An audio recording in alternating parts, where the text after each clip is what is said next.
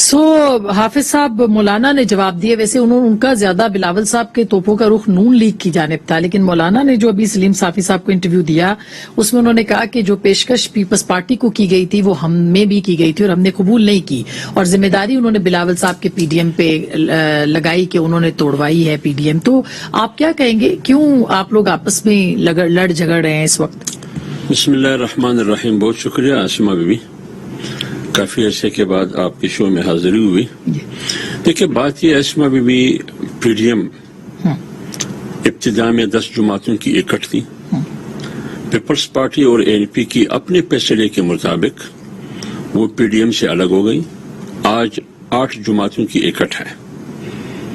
ہمیشہ Peoples party اور N P کی علیحدہ ہونے کے بعد مولانا فضل الرحمان صاحب نے اور پی ڈی ایم کی میں شامل تمام جماعتوں نے ہمیشہ کوشش یہ کی ہے کہ بجائے اس کے کہ ہم اپوزیشن جماعتیں, بے شک وہ پی ڈی ایم کی پلیٹ فارم پر ہو یا نہ ہو, جیسے پیپلز پارٹی, ہمیں اپنی صلاحیتوں کو, اپنے سیاسی احتیاط کو اپوزیشن جماعتیں ایک دوسرے کے خلاف استعمال نہ کرے. اس سے فائدہ حکومت کو ہوگا. بالکل. یہ مولانا صاحب بھی بار بار کہتے ہیں, پی ڈی ایم کی قیادت بھی بار بار کہتے ہیں. ابتدا میں کتنی باتیں ہوتی رہی, ایک بات کا جواب بھی ہم نے نہیں دیا.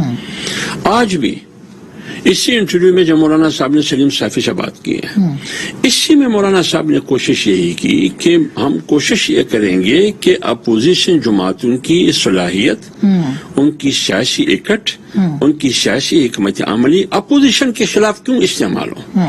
لیکن بدقسمتی سے ایسے درجنوں تقاریر, ٹاک شوز پیپلز پارٹی کے ریکارڈ پر موجود ہے کہ انہوں نے ہمیشہ حکومت کے بجائے پی ڈی ایم کو ڈچ کیا ہے, پی ڈی ایم میں شامل جماعتوں کو ڈچ کیا ہے, ان کو نشانہ بنایا ہے.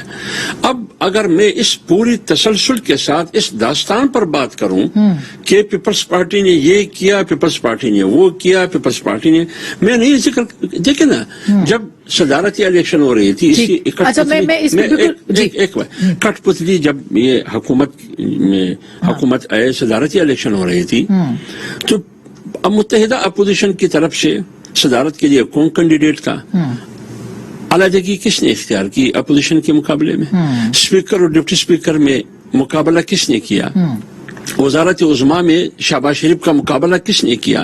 اب اپوزیشن جماعتوں میں جو سہولت دی حکومت کو, اپوزیشن جماعتوں کی اپنی انتشار کی وجہ سے. لیکن جب پی ڈی ایم بنی, پی ڈی ایم بننے کے بعد پیپلز پارٹی اور این پی جب الگ ہو گئی, اس کا فائدہ کس کو پہنچا, آگے میں نہیں جاؤں گا.